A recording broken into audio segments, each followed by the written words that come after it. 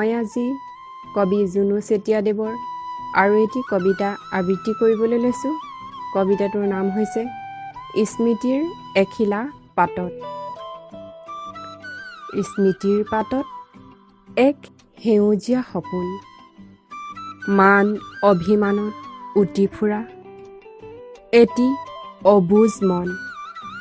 দহো বন কাটি কৰি বাট কৰি বাই ঢপলিয়াইছিলোঁ এটি খলাবমা পথেৰে, সপোনৰ চৰিত্ৰটো ৰূপায়ণ কৰিবলৈ। সপোন কেতিয়াও বাস্তৱ নহয়।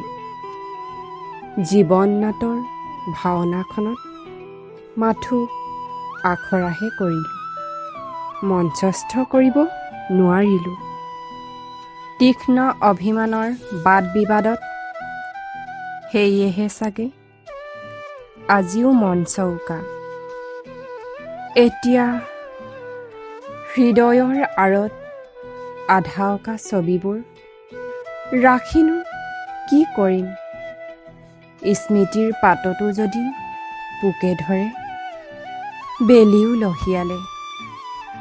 অস্তগামী সূৰ্য মাথো জীৱনৰ তিতাকেহা সামৰি দিখৌ চাপৰি এতিয়া লগৰী। ধন্যবাদ।